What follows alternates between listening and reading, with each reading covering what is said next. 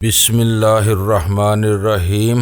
گمنام ہیرو کے معزز ناظرین السلام علیکم۔ آئیے چلتے ہیں کہانی کی طرف۔ نشے میں دھت ہو جانے والے لوگ زندگی سے اپنے تمام رابطے منقطع کر کے اپنی ذات کے خول میں سمٹ کر رہ جاتے ہیں اور عام زندگی میں بدترین ناکامیوں سے دوچار ہو جاتے ہیں۔ ہم لوگ شراب نوشی کا گناہ ضرور کرتے ہیں لیکن ہوش و حواس سے بیگانہ نہیں ہوتے، اسی لیے کچھ کر دکھانے کے قابل رہ جاتے ہیں۔ تم شادی شدہ ہو؟ اول خان اچانک ہی مجھ سے وہ بے تکا سوال کر بیٹھا۔ اور تم؟ میں نے بھی سر کو نفی میں جنبش دیتے ہوئے اس سے جوابی سوال کیا۔ میری 3 بیٹیاں اور ایک چھوٹا بیٹا ہے، اس نے فخریہ لہجے میں بتایا۔ بڑی بچی اس سال میٹرک کا امتحان دے گی، بیٹا تیسری جماعت میں پڑھ رہا ہے۔ ان کی ماں ایک خانہ دار اور ان پڑھ عورت ہے۔ اس نے کسی عذر بہانے یا وضاحت کے بغیر جس فخریہ انداز میں اپنی بیوی کے ان پڑھ ہونے کا اعتراف کیا وہ میرے لیے حیرت ناک بلکہ ناقابل یقین تھا۔ میرا تجربہ تھا کہ اعلیٰ معاشی اور معاشرتی منصب پر فائز افراد اپنے خاندانی پس منظر کے پسماندہ پہلوؤں کا ذکر کرنے سے عموماً گریز کرتے ہیں۔ بعض لوگ اس دباؤ کو اتنی شدت سے قبول کرتے ہیں کہ اپنے ہم نشینوں میں سرخ روئی حاصل کرنے کے لیے مہذب عشری اور تعلیم یافتہ خواتین سے دوسری یا تیسری شادی کر بیٹھتے ہیں تاکہ ایسی خواتین کے ساتھ معاشرے کے نام نہاد معزز حلقوں میں شامل ہو کر اپنے احساس کمتری پر قابو پا سکیں۔ لیکن اول خان باحیثیت لوگوں کے غول میں شامل ہونے کے باوجود حقائق سے گریز کرنے کا عادی نہیں تھا۔ اس نے بڑی سادگی کے ساتھ اپنی بیوی کے ان پڑھ ہونے کا اعتراف کر لیا تھا اور یہ اس کے کردار کی عظمت تھی۔ تمہارے ماضی کے حوالے سے میں نے کہیں پڑھا یا سنا تھا کہ کراچی کی ایک لڑکی سے تمہاری کوئی سلسلہ چل رہا تھا، پھر وہ کہیں غائب ہو گئی، وہ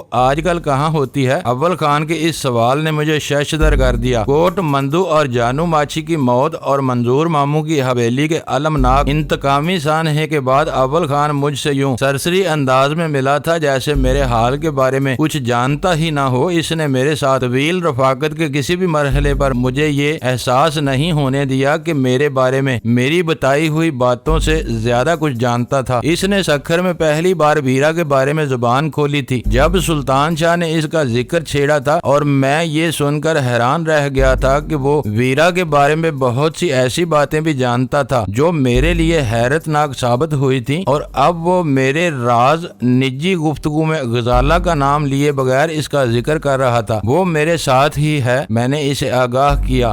بد نصیباں آڑے نہ آ گئی ہوتی تو آج وہ میری بیوی ہوتی، لیکن تمہیں اس کے بارے میں کہاں سے معلوم ہوا؟ ہم لوگ سر جھکا کر اپنے کام سے کام رکھتے ہیں اور غیر ضروری تفصیلات میں نہیں جاتے، اس نے سادگی اور سنجیدگی کے ساتھ کہا۔ ہم جب کسی کام میں ہاتھ ڈالتے ہیں تو اس کے بارے میں پوری معلومات جمع کرتے ہیں۔ تمہارے بارے میں اسی کلیے پر عمل کیا گیا تھا۔ یہ اور بات ہے کہ ہم اپنے حلیفوں اور حریفوں سے غیر متعلقہ موضوعات پر بات نہیں کرتے۔ اگر تم میری دوستی نہ ہو گئی ہوتی تو میں تم سے اس لڑکی کا ذکر بھی نہ کرتا۔ اچھا ہوا کہ تم نے اس کا ذکر چھیڑ دیا، میں نے آہستگی سے کہا۔ وہ تعلیم یافتہ ضرور ہے لیکن آج کل کی عام لڑکیوں کی طرح فیشن زدہ اور خود سر نہیں ہے۔ اسے تمہاری ان پڑھ بیوی سے مل کر خوشی ہوگی، اس کے منہ پر اسے ان پڑھ نہ کہہ دینا۔ وہ ہنستے ہوئے بولا، میرا مطلب تھا کہ اس نے کسی اسکول میں نہیں پڑھا لیکن پھر بھی وہ اردو اور قرآن شریف پڑھ سکتی ہے۔ تم بے فکر رہو، میں سیدھے سادے لوگوں کو عزت و احترام دینا جانتا ہوں۔ کیا نام ہے اس لڑکی کا؟ اس کا باپ شاید آرمی کا کوئی ریٹائرڈ کمیشنڈ افسر تھا۔ اول خان نے اپنی پرانی یادداشتوں کا خریدتے ہوئے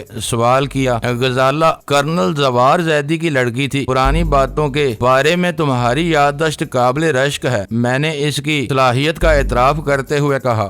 میری اور غزالہ کی زندگی میں بہت سے نشیب و فراز آئے لیکن اب قسمت کو ہم پر کچھ رحم آ گیا ہے۔ میرا خیال ہے کہ ہم جلد ہی شادی کر لیں گے، پھر تمہاری بیوی سے ملنے آئیں گے۔ اول خان کچھ کہنے ہی والا تھا کہ دروازے پر قدموں کی ہلکی سی دمک سن کر خاموش ہو گئے۔ آنے والے غلام رسول کے محافظ تھے، ان کے درمیان غلام رسول لنگڑاتا ہوا چل رہا تھا۔ محافظوں نے اول خان کی ہدایت پر غلام رسول کو اس کی حالت میں چھوڑا اور خود باہر چلے گئے۔ ملا سرکار کے ساتھ ہونے والے کھیل میں تمہارے کون لوگ تھے؟ میں نے غلام رسول کو بیٹھنے کی اجازت دیے بغیر خشک غمناک لہجے میں سوال کیا۔ ملا سرکار سے صرف میرا رابطہ تھا، باقی لوگ پر میرا اپنا اثر و رسوخ تھا۔ وہ برائی ہوئی آواز میں بولا۔ ان کی تعداد کل 5 ہے۔ وہ ضرورت پیش آنے پر میری ہدایت کے مطابق اپنا کردار ادا کرنے کے لیے تیار کیے گئے تھے، ان کے نام بتاؤ۔ میں نے اول خان کو نوٹ لینے کا اشارہ کرتے ہوئے کہا۔ غلام رسول اپنے نام اور رتبے کے لحاظ سے قومی سیاست میں اعلیٰ مقام کا حامل تھا، لیکن اس نے جو 5 نام بتائے وہ بھی غیر معروف اور اجنبی نہیں تھے۔ قومی اہمیت کے معاملات پر وہ اکثر و بیشتر رائے زنی کرتے رہتے تھے۔ انہیں معلوم تھا کہ تمہارے کسی غیر ملکی طاقت سے خفیہ روابط ہیں۔ میں یقین سے نہیں کہہ سکتا، تشدد کے آخری دور کے وہ راہ راست پر آ چکا تھا۔ یہ میرے لیے زندگی اور موت کا مسئلہ تھا، اس لیے میں نے گروپ کے کسی ممبر کو اپنی وفاداریوں کے بارے میں نہیں بتایا تھا، لیکن میرا خیال ہے کہ وہ پورے کھیل کے بارے میں اپنی انفرادی رائے رکھتے ہیں۔ تم لوگوں کے درمیان اشتراک عمل کی کیا بنیاد ہے؟ میں نے پوچھا۔ اس علاقے کی جغرافیائی تقسیم میں ہونے والی ناانصافیوں کے بارے میں ہم سب ہم خیال تھے، لیکن قومی سطح پر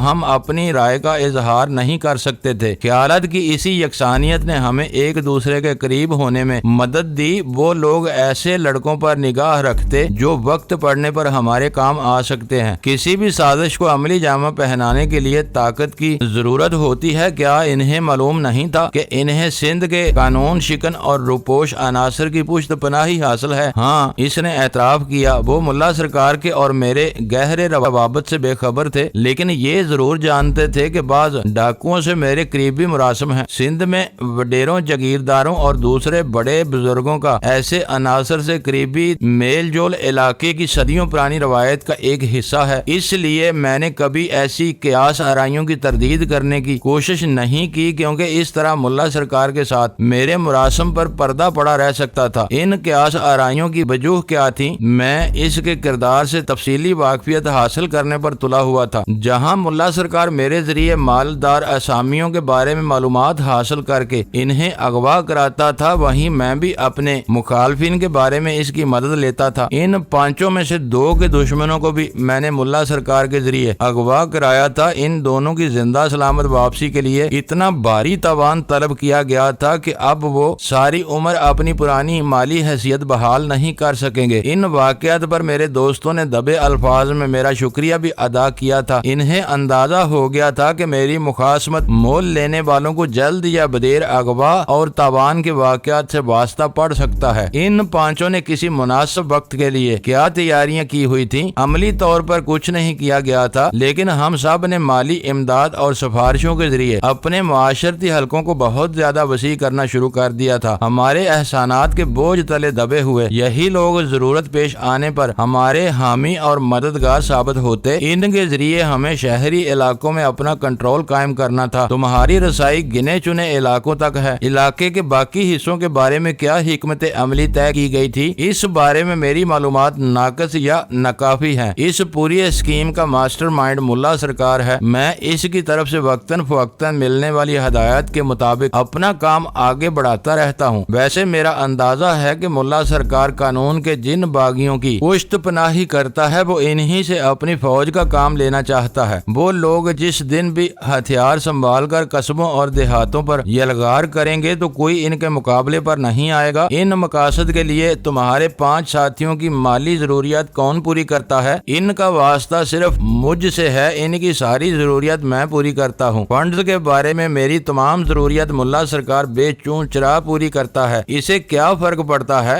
میں نے چپتے ہوئے لہجے میں کہا۔ اسے شکاروں کے کوائف تو تم ہی فراہم کرتے ہو، یرغمالیوں کے تاوان سے وصول ہونے والی آدھی پونی رقم وہ تمہیں دے دیتا ہے، باقی اس کا نفع ہوتا ہے۔ عام لوگوں نے کبھی یہ سوچنے کی ضرورت محسوس نہیں کی کہ ان کی ضروریات پوری کرنے کے لیے تمہارے پاس بے حساب دولت کہاں سے آتی ہے؟ اول خان نے پوچھا۔ ہم سرکاری اداروں اور افسروں کی طرح کھلی کچہریاں لگا کر سرے عام امداد تقسیم نہیں کرتے، کام کے لوگوں کو خاموشی سے نقد رقم سونپ دیتے ہیں۔ اس طرح ہم سے مدد لینے والوں کی عزت نفس مجروح نہیں ہوتی اور لوگ ہمارے کاموں کی وسعت سے بھی بے خبر رہتے ہیں۔ ایسے حالات میں کسی کو ہمارے وسائل کے بارے میں دماغ سوزی کرنے کی ضرورت نہیں رہتی۔ لوگوں میں عام تاثر یہ ہے کہ ان کی مدد کے لیے ہم ملک بھر کے مخیر افراد سے مدد لیتے ہیں اور اسے پوری ایمانداری کے ساتھ متاثرین تک پہنچا دیتے ہیں۔ اس طرح درپردہ وہ ہمارے حامیوں کی تعداد تیزی سے بڑھ رہی ہے۔ تمہارے بتائے ہوئے شکاروں کے تاوان کی رقم میں سے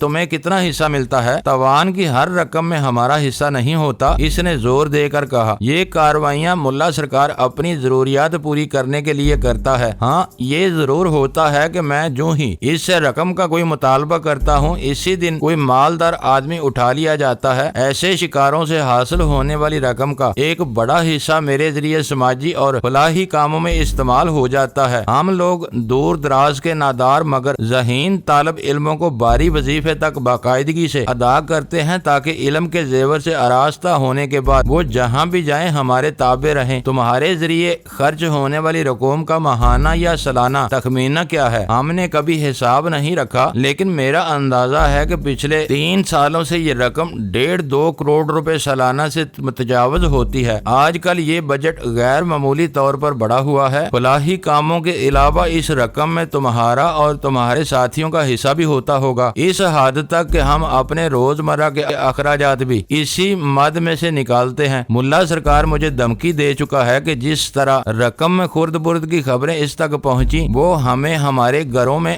ذبح کرا دے گا۔ ہماری نجی ضروریات کے لیے وہ الگ سے رقوم فراہم کرتا رہتا ہے اور اس نے کسی برے وقت کے لیے تمہیں ہتھیار بھی دیے ہوئے ہیں۔ اس کے حلق سے بے اختیار ایک راہ آزاد ہو گئی اور اپنے قدموں پر بے چینی سے پہلو بدلتے ہوئے بولا، میری حالت بہت خراب اور خستہ ہے، اگر تم اجازت دو تو میں کسی کرسی پر بیٹھ جاؤں۔ بیٹھو، میں نے بے اعتنائی سے کہا، اور ہتھیاروں والی سوال کا جواب دو۔ وہ کراہتا ہوا بدقت تمام ایک کرسی پر بیٹھ گیا اور بولا، 50 ہتھیاروں کی قسم نہیں کھاتا، لیکن اس سے آگے ہمارے پاس کچھ نہیں ہے۔ ہمیں تھوڑے بہت ہتھیار بھی اپنی حفاظت کے لیے دیے گئے ہیں کیونکہ آج کل ہر طرف سیاست میں تشدد کا رجحان سرایت کرتا جا رہا ہے۔ ہتھیار کن لوگوں کی تحویل میں ہیں؟ اول خان نے سوال کیا۔ وہ ہم نے اپنی اپنی پسند کے لوگوں میں بانٹ دیے ہیں۔ ضرورت پڑنے پر وہ لوگ ہتھیار سنبھال کر ہمارے گروہ کے حفاظتی حصار قائم کر لیں گے۔ لیکن مجھے اتنا تو بتا دو، مجھ سے یہ سب کچھ اگلوا لینے کے بعد تم مجھ سے کیا سلوک کرنے کا ارادہ رکھتے ہو؟ میں نے اس وقت کے لیے اپنی آنکھوں پر سنہرے خواب بسائے ہوئے تھے، لیکن تمہاری تحویل میں آنے کے بعد مجھے ایسا محسوس ہو رہا ہے جیسے میرے سارے خواب ریزہ ریزہ ہو کر بکھرنے والے ہوں۔ اپنی ساری عمر کی محنت اور ریاضتوں کی یہ تباہی مجھ سے برداشت نہ ہو سکے گی۔ تم کن سنہرے خوابوں کا ذکر کر رہے ہو؟ میں نے مکارانہ انداز میں قدرے نرمی اختیار کرتے ہوئے پوچھا۔ ابھی تک میں نے جو کچھ بتایا ہے مجھے تو اس میں تمہاری رسیاہی کے علاوہ کچھ نظر نہیں آیا۔ مجھے محسوس ہوا کہ وہ ورم آلود نیلے پپوٹوں میں دنسی ہوئی آنکھوں سے میری طرف دیکھ رہا ہے۔ بولو بولو، اول خان نے اکسایا۔ جب تم نے اپنے سارے جرائم کا اعتراف کر لیا ہے تو ان امیدوں کا ذکر بھی کرتے چلو کہ سہارے تم نے یہ ساری رسوائیاں مول لی تھی۔ ملا سرکار نے ہمیں بلکہ مجھے پورا یقین دلا دیا تھا کہ ان ساری تیاریاں مکمل ہو چکی ہیں۔ وہ ایک گہرا سانس لے کر بولا، ان لوگوں کا فلسفہ ہے کہ قومیں مذہب کی بنیاد پر نہیں،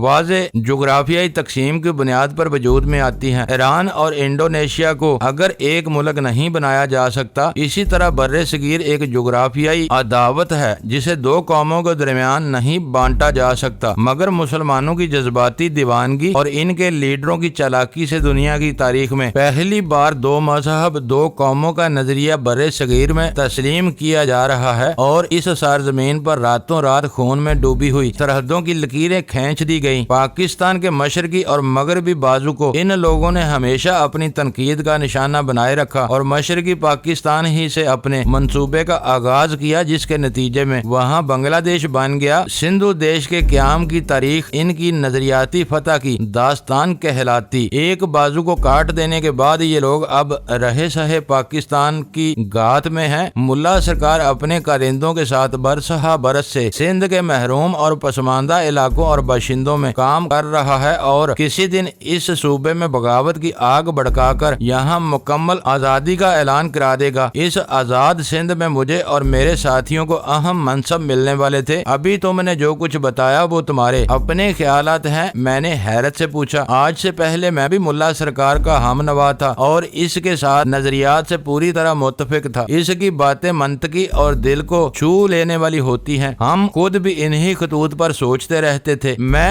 آج تم لوگوں کے دام میں آ کر میں نے محسوس کیا ہے کہ سندھ شاید بنگلہ دیش والی کہانی کبھی نہیں دہرائی جا سکے گی۔ ملا سرکار کی طرف پاکستان کو کمزور کرنا چاہتا ہے اور دوسری طرف اکھنڈ بھارت کی راہ ہموار کر رہا ہے۔ اگر وہ کبھی کامیاب ہو بھی گیا تو ہم اس کو کبھی कोई भी उबरने का मौका नहीं देगा। इसने तुम्हें कुछ बताकर मेरे साथ जो गद्दारी की है, इसने मेरी आंखें खोल दी हैं। वो अपने मकासद हासिल करने के लिए मुझे कुर्बानी का बकरा बना रहा है। जिस दिन इसे कामयाबी की 100% उम्मीद हुई, वो मौत के हंगामों में मुझे और मेरे साथियों को मरवा देगा। एक सर्द आह लेकर खामोश हो गया। तुम्हें ये ख्याल क्यों हुआ कि वो अपने मकसद के लिए तुम्हें बेवकूफ बना रहा है? वो हमेशा राजदारी पर जोर देता रहता है। इसका कहना था कि कोई पकड़ा जाए तो सारा तशद्दुद अपनी जान पर झेल कर मौत को गले से लगा, लेकिन अपने साथियों के बारे में जुबान न खोले। और खुद उसके बरअक्स क्या किया है। अगर वो तुम्हें मेरी वीडियो कैसेटों के बारे में ना बताता तो बखुदा मैं भी अपनी जुबान न खोलता। जिस शख्स के कौल और फेल में इतना तजाद हो, इस पर भरोसा करना अपनी मौत को दावत देने के मुतरादिफ होता है। गनीमत है कि अब तुम्हारी आंखें खुल गईं, लेकिन तुम्हें देर हो चुकी है। ये पशेमानी तुम्हारे जुराइम की संगीनी को कम नहीं कर सकती। तुम मुल्ला सरकार के शरीके कार थे और तुमसे इसी के मुताबिक सलूक किया जाएगा। मैं बहका हुआ था। फरते मुलामत से उसकी आवाज रोंदने लगी। इस वक्त इसे अपने साजिश निभाने के लिए इस सरजमीन पर अपने कारिंदों और हमदर्दों की जरूरत है। इसलिए वो मुझे और मुझ जैसे दूसरे बेवकूफों को साथ लेकर चल रहा है। वो जानता है कि हम मुल्क के वफादार हों या ना हों, अपनी धरती से जरूर वफादार हैं। हम किसी कीमत पर भी अपनी शनाख्त मिटने नहीं देंगे। जबकि वो मुझे 1-2 बार अखंड भारत की खूबियों पर लेक्चर भी दे चुका है। बगावत कामयाब होते ही वो ऐसे किसी शख्स को जिंदा नहीं छोड़ेगा जिसकी जड़ें यहाँ के लोगों में हो। मेरी मकबूलियत इसके लिए हर वक्त खतरा बनी रहेगी।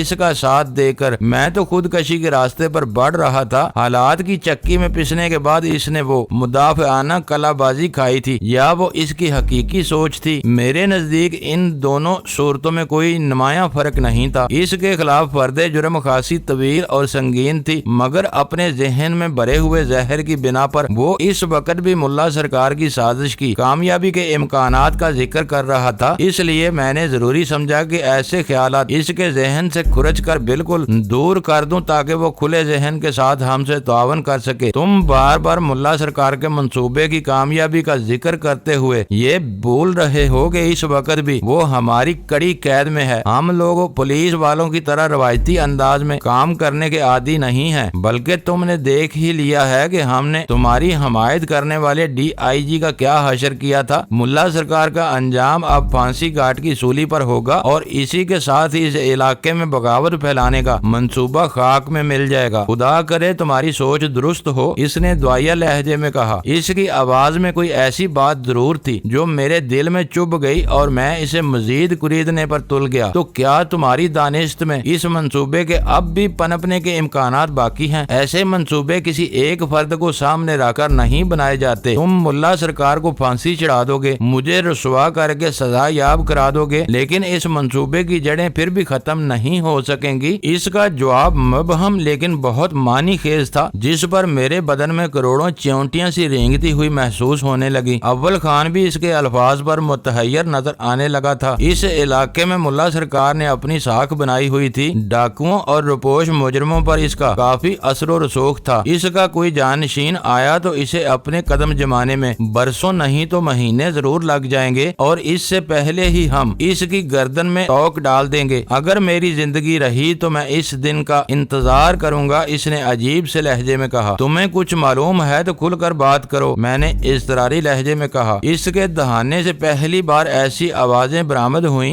जैसे इसने हंसने की कोशिश की हो। फिर वो बोला, मैं तुम्हारा मुजरम हूँ और मुल्ला सरकार कैदी। मुझसे ज्यादा मालूमात तुम्हें होनी चाहिए। मैंने अंदाजा लगाया कि इसे कोई खास बात जरूर मालूम थी जो इस वक्त तक हमारे इल्म में नहीं आ सकी थी। फिर भी तुम्हें हमसे मुकम्मल तावन करना चाहिए। अव्वल खान ने नरमी से कहा। मेरे बदन का रवां रवां तुम्हारे तावन का गवाह है। हमारी बढ़ती हुई बेचैनी का एहसास करते ही इसके लबो लहजे में एतमाद आने लगा। तुम्हारे नजदीक मैं अपने इकबाली जुराइम की बिना पर वाजिबुल कत्ल हो चुका हूँ, फिर मैं क्यों और किस उम्मीद पर बात आगे बढ़ाऊं? तुम्हारे इंकशाफात से हमें कोई मदद मिली तो हम तुम्हारे मामले में नरमी से काम लेंगे। सजाए मौत की जगह उम्र कैद दिलवा दोगे या उम्र कैद की जगह 10 बरस की सजा हो जाएगी, लेकिन मेरे लिए इनमें कोई फर्क नहीं है। सजा कैसी भी हो वो मेरी मुकम्मल तबाही पर मुंतज होगी। फिर तुम किस रियायत की उम्मीद कर रहे हो? अव्वल खान ने ही सवाल किया। باعزت آزادی اور سارے الزامات کی واپسی۔ وہ بولا میں دیکھ چکا ہوں کہ تم لوگ لامحدود اختیارات کے مالک ہو، جو چاہو کر سکتے ہو، ابھی تک میرا کوئی بیان قلم بند نہیں کیا گیا۔ تم دونوں گزرے ہوئے واقعات کو بھول جانے پر آمادہ ہو جاؤ تو سب کچھ ہو سکتا ہے۔ اتنی بڑی بات تم کس بل بوتے پر کہہ رہے ہو؟ اول خان اس کے مطالبے پر حیران رہ گیا۔ آخر تمہیں ایسا کون سا راز معلوم ہے جس کے سہارے تم کھلی معافی مل جانے کی امید کر رہے ہو؟ اس وقت تک کی باتوں سے میں نے اندازہ لگا لیا تمہاری معلومات میری ذات کے علاوہ ملا سرکار تک محدود ہیں۔ اگر یہ درست ہے تو پھر تم آنے والے طوفان کا اندازہ لگا ہی نہیں سکتے۔ تم معافی حاصل کرنے کے لیے اب سوانگ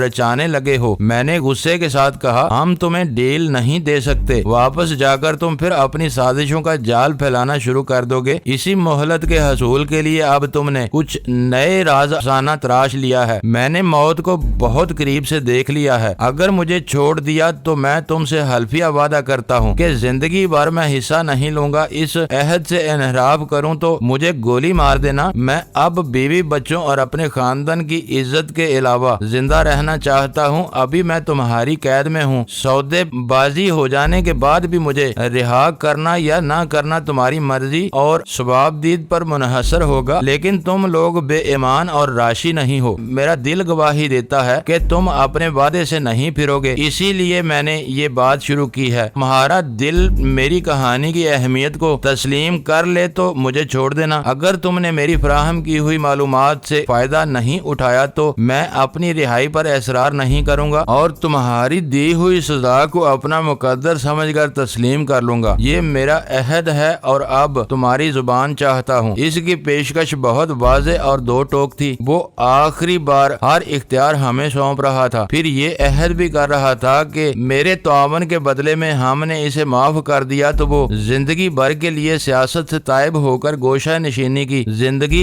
اختیار کر لے گا اور اپنی پرانی روش کو بھول جائے گا۔ اس کی باتوں نے مجھے سوچ میں ڈال دیا۔ لمحہ بھر کے لیے میرے جی میں آئی کہ اس کو فریب دینے، اس کی شرائط کو تسلیم کر لوں تاکہ وہ بلا توقف اپنی کہانی شروع کر دے۔ اس کے بعد اسے چھوڑنا یا نیست و نابود کرنا ہمارے اختیار میں ہوتا، لیکن اول خان نے شاید میری آنکھوں سے میرے احساسات بانپ لیے اور ایک دم کرسی چھوڑ کر کھڑا ہو گیا۔ تم باہر جاؤ، اس نے غلام رسول سے کہا، ہم مشورہ کر کے تمہیں دوبارہ بلواتے ہیں۔ یہ یاد رکھنا کہ میں اس دھرتی کا غدار نہیں ہوں، اس نے گڑ گڑاتے ہوئے فریادی لہجے میں کہا۔ میں جو کچھ کر رہا تھا اپنی دانست میں اس دھرتی کی بلائی اور شناخت برقرار رکھنے کے لیے کر رہا تھا۔ میری عقل پر سے یہ پردہ آج ہی ہٹا ہے کہ میں ایک سراب کے پیچھے بھاگ رہا ہوں۔ اس کے پیچھے اکھنڈ بھارت یا ایک افرید ہمیں نگلنے کی گاد لگائے بیٹھا ہے۔ ہم سب کچھ برداشت کر سکتے ہیں، لیکن ہندوؤں کی غلامی ہمارا خون کبھی گوارا نہیں کرے گا۔ اول خان کی آواز پر محافظ اندر آ گئے اور غلام رسول نے کرسی سے اٹھنے کی کوشش کی، لیکن اس کی زخمی ٹانگوں نے اس کے وجود کا بوجھ سہارنے سے انکار کر دیا اور وہ لڑکھڑا کر دوبارہ نیچے گر گیا۔ اسے سہارا دے کر لے جاؤ اور فرسٹ ایڈ دو۔ اول خان نے اپنے آدمیوں کو ہدایت دی۔ تھوڑی دیر کے بعد اس کی دوبارہ پیشی ہوگی۔ دو محافظوں نے غلام رسول کی بغلوں میں ہاتھ دے کر اسے کھڑا کیا اور کشاں کشاں باہر لے گئے۔ یہ فریبی ہے، اس سے جھوٹا وعدہ کرو، بعد میں اسے ہری جھنڈی دکھا دیں گے۔ دروازہ بند ہوتے ہی میں نے اول خان کے استفسار سے پہلے اسے اپنی رائے سے آگاہ کر دیا۔ نہیں، اس کے سخت لہجے پر میں حیران رہ گیا۔ وہ جن شرائط پر معافی کا طلبگار ہے وہ قابل غور ہیں۔ اس مرحلے پر میں اس سے ایسا برحمانہ جھوٹ نہیں بول سکتا۔ تو پھر اسے یہ بھی بتا دو کہ ملا سرکار ہماری قید میں آنے سے پہلے ایک جان کا حادثے کا شکار ہو کر مر گیا تھا۔ میں نے چٹک کر کہا، جھوٹ اور عہد شکنی میں بہت فرق ہے، اور وہ جھوٹ بھی مصلحت آمیز تھا۔ تم اسے ملا سرکار کے پکڑے جانے کا ڈراوا نہ دیتے تو ہماری گفتگو اس مرحلے تک نہیں پہنچتی۔ اس کی آواز نرم تھی۔ تمہیں اس سے یکا یک ہمدردی کیوں ہو گئی ہے؟ مجھے اول خان پر غصہ آ رہا تھا۔ اس کی باتیں دل گداز تھیں۔ تم نے سنا نہیں کہ موت کو اتنے قریب سے دیکھ لینے کے بعد وہ اب اپنے بال بچوں اور خاندان کی عزت کے لیے زندہ رہنا چاہتا ہے۔ اسے یقیناً کوئی اہم بات معلوم ہے۔ اس نے ہمیں بہلانا چاہا تو میں ذرا بھی روح رعایت سے کام نہیں لوں گا۔ اس کی کہانی میں جان ہوئی تو میں اپنا وعدہ ضرور پورا کروں گا۔ سچ بات یہ ہے کہ میں اس وقت خود کو ایک مضحکہ خیز صورتحال سے دوچار محسوس کر رہا ہوں تمہارا وجود روپ اباسین نے اول خان سے بالکل مختلف ہے۔ میں نے اپنا سر جھٹک کر کہا، ایک شخص اگر اپنی لغزشوں کی کوئی قیمت ادا کر کے غائب ہونا چاہتا ہے تو ہمیں اس کی مدد کرنی چاہیے۔ اس نے مجھے سمجھاتے ہوئے کہا، میری آنکھیں بہت دور تک دیکھ رہی ہیں، پتہ چلا کر غلام رسول کو سزا سنائی گئی تو اس کی اولادوں یا رشتہ داروں میں سے کوئی بھی ہمارے خلاف اٹھ سکتا ہے۔ غلام رسول کو ملا سرکار نے چال بازی سے گھیرا تھا، لیکن جب اندر کا کوئی آدمی انتقاماً اور رضا کرانہ طور پر مخبری پر تل جائے تو وہ بہت خطرناک ہوتا ہے۔ اسے معافی دے کر ہم آنے والے دنوں کے بہت سے دشمنوں کا سدے باب کر لیں گے۔ اس کا مقدمہ کھلی عدالت میں نہیں چل سکتا، اس لیے اس کی سزا یابی بھی غلط فہمیوں اور قدورتوں کو جنم دے گی۔ اس سے فیضیاب ہونے والے ہر بات کو شک و شبے کی نگاہ سے دیکھیں گے۔ کیا تمہیں اس کو معاف کر دینے کا اختیار حاصل ہے؟ میں نے اس کی بات کاٹ کر چبھتے ہوئے لہجے میں پوچھا۔ قومی مفاد کے لیے میں ہر فیصلہ کرنے کی آزادی اور اتھارٹی رکھتا ہوں، اس نے تحمل کے ساتھ جواب دیا۔ دشمن کے عزائم کے بارے میں معلومات خریدنا ایک باقاعدہ فن ہے جس کے لیے خطیر رقوم کی ادائیگی کے ساتھ بعض ناپسندیدہ رعایتیں بھی دینی پڑتی ہیں، اور یہ معاملہ اسی ضمن میں آتا ہوا نظر آ رہا ہے۔ تم بہتر سمجھ سکتے ہو میں اس موذی کو کوئی رعایت دینے کے حق میں نہیں ہوں۔ رعایت دینے کی بات تو بعد میں آئے گی، پہلے ہمیں یہ دیکھنا ہوگا کہ وہ کیا کہانی سناتا ہے۔ اگر اس کی فراہم کی ہوئی معلومات میں ملک و قوم کا کوئی بڑا مفاد پوشیدہ ہوا تب ہی میں اس کی شرائط تسلیم کروں گا، ورنہ اسے اپنے اعمال کی سزا بھگتنی ہوگی۔ میں بلا وجہ اسے ڈیل نہیں دوں گا، یہ بات میں توہن کرہن سے بار بار دہرا رہا ہوں۔ جواب میں نے خاموشی اختیار کر لی۔ اول خان نے میری خاموشی کو نیم رضامندی سمجھتے ہوئے اپنے کسی اردلی کو بلا کر قیدی کی طلبی کا حکم سنایا اور وہ الٹے پاؤں واپس چلا گیا۔ چند ہی ثانیوں کے بعد غلام رسول کا ایک محافظ بکھلائے ہوئے انداز میں وہاں آ موجود ہوا۔ اس نے بتایا کہ قید خانے میں پہنچتے ہی قیدی کو خون کی بڑی سی قے ہوئی تھی جس کے بعد اس کی دیکھ بھال کی جا رہی ہے، اس لیے اسے فوری طور پر یہاں لانا ممکن نہیں۔ اول خان نے اسے واپس لوٹا دیا۔ اب اگر وہ اپنی کہانی سنانے سے پہلے مر جائے تو کیسا رہے گا؟ میں نے اول خان کو چھیڑا۔ ہم اپنی تدبیر کر سکتے ہیں لیکن قدرت کے کاموں میں دخل انداز نہیں ہو سکتے۔ آؤ وہیں چل کر اسے دیکھتے ہیں۔ غلام رسول پہیوں والی ایک اسٹریچر پر پڑا ہوا گہرے گہرے سانس لے رہا تھا۔ اول خان کو دیکھتے ہی فرش صاف کرنے والے کے ہاتھ تیزی سے چلنے لگے۔ غلام رسول کو فرسٹ ایڈ دینے والا اول خان کی طرف آ گیا۔ میں اس کے زخموں کی مرہم پٹی تو کر لوں گا مگر میرا خیال ہے کہ اس کے پھیپھڑوں وغیرہ میں اندرونی زخم آئے ہیں، اجازت ہو تو ڈاکٹر کو بلا کر اس کی رائے لے لی جائے، اس نے سرگوشیانہ لہجے میں کہا۔ اول خان نے سر کی جنبش سے اس کی تجویز پر ساد کر دیا اور وہ وہاں سے چلا گیا۔ اسی لمحے غلام رسول نے آنکھیں کھول کر ہم دونوں کو دیکھا اور برائی ہوئی کمزور آواز میں بولا، اچھا ہوا کہ تم آ گئے، میری حالت اچھی نہیں ہے اور میں نے اپنا فیصلہ بدل دیا ہے۔ کس فیصلے کا ذکر کر رہے ہو؟ اول خان کا لہجہ شاید غیر ارادی طور پر ہمدردانہ ہو گیا۔ مجھے حیرت تھی کہ وہ ایک شفاقانہ پیشے سے وابستہ ہونے کے باوجود اس قدر نرم دل تھا کہ غلام رسول پر مہربان ہوا جا رہا تھا۔ معزز ناظرین، لائک کریں، شیئر کریں اور کمنٹس باکس میں پاک آرمی زندہ باد، پاکستان پائندہ باد کا نعرہ ضرور درج کر کے اپنے ملک پر فخر کریں اور پاکستان کی بنیادیں مضبوط کرنے میں اپنا کردار ادا کریں۔ ویڈیو دیکھنے کا شکریہ۔ معزز ناظرین، اپنا خیال رکھیے گا اور ہمارے چینل کا بھی۔ ISI پاک آرمی زندہ باد، پاکستان پائندہ باد۔